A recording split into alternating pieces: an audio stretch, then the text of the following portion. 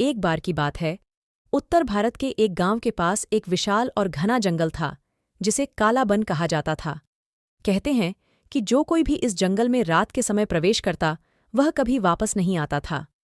इस जंगल की चर्चाएं आसपास के इलाकों में बहुत प्रचलित थीं। एक दिन दीपक नाम का युवा साहसी लड़का, जो पुरानी कहानियों और रहस्यों में बहुत रुचि रखता था, उसने ठान लिया कि वह इस जंगल का रहस्य जानकर रहेगा। उसने अपने साथ अपने दो दोस्त अरुण और मोहित को भी इस रोमांचक यात्रा के लिए मना लिया।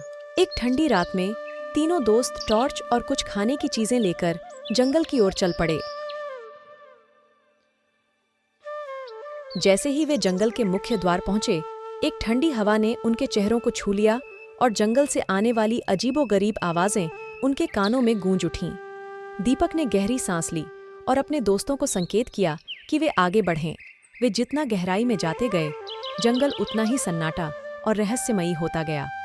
अचानक एक अजीब सी सरसराहट की आवाज आई और तीनों ने देखा कि एक भारी पेड़ के पीछे से कुछ चमकदार आंखें उन्हें घूर रही थीं। दीपक ने टॉर्च की रोशनी उस दिशा में की, लेकिन वहां कुछ भी नहीं था।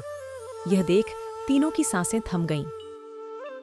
वे आगे बढ़े और जैसे ही वे एक विशाल पत्थर के पास पहुंचे, जिस पर पुराने समय के चित्र बने हुए थे, तभी अचानक से जमीन बजने लगी और वहां एक गुफा का मुख खुला।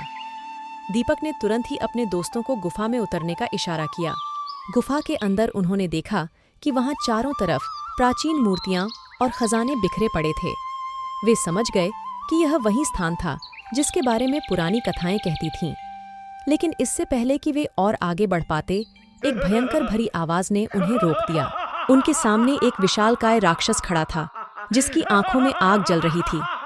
राक्षस ने उन्हें एक शर्त पर जाने देने का वादा किया। उन्हें एक पहेली हल करनी थी।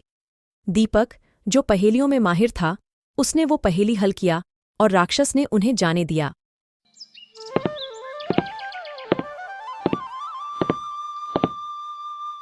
तीनों दोस्त जैसे तैसे जंगल से बाहर निकले और उन्होंने गांव वालों को जंगल के रहस्य के बारे में बताया।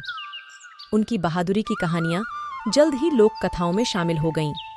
यह रहस्यमयी जंगल और उसके अनसुलझे रहस्य हमेशा की तरह एक किंवदंती बनकर रह गए।